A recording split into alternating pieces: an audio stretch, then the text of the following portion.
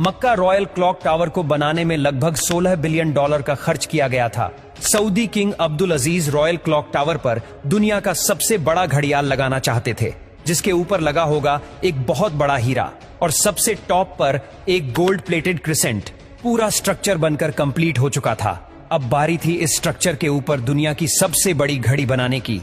इस काम को अंजाम देने के लिए जर्मनी की पैरेट नामी कंपनी को सिलेक्ट किया गया, जिनको इस काम में 165 सालों का एक्सपीरियंस था।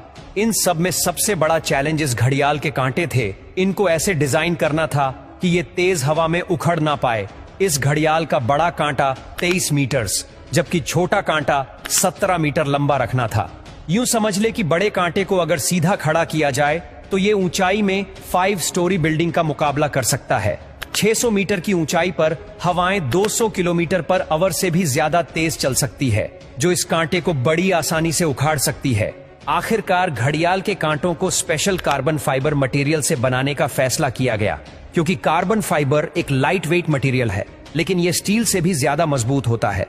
स्टील की कंप्रेशन स्ट्रेंथ यानी दबाव बर्दाश्त करने की ताकत ज्यादा होती है और वो प्रेशर पड़ने पर मुड़ सकता है, लेकिन कार्बन फाइबर प्रेशर पड़ने पर मुड़ता नहीं है।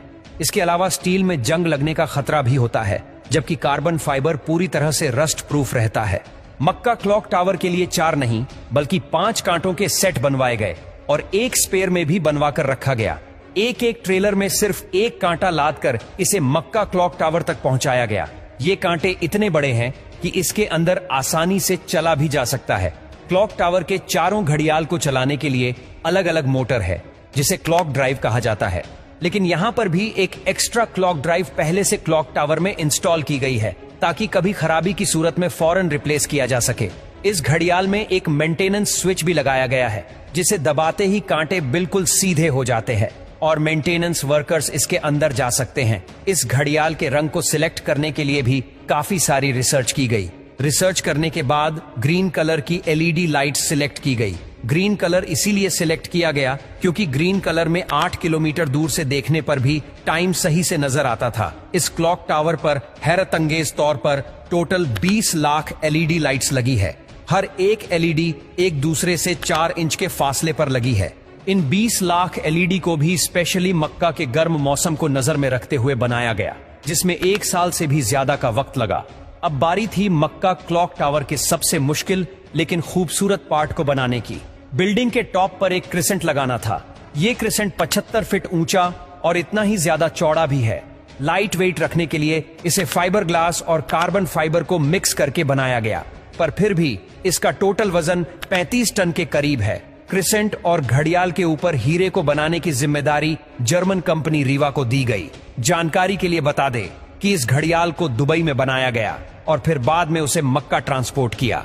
सबसे खास बात यह कि क्रिसेंट के कोने कोने पर सोने की लेयर छड़ी होगी, लेकिन अगर ये क्रिसेंट पूरा 1 पीस में बनाया गया तो फिर इसे टॉप तक पहुंचाना और फिर वहां इंस्टॉल करना मुश्किल नहीं बल्कि नामुमकिन होगा, क्योंकि भीड़ और जगह की तंगी की वजह से यहां सिर्फ टावर क्रेन्स काम कर सकती है, पर वो भी इतना ज्यादा वजन एक साथ नहीं उठा सकती।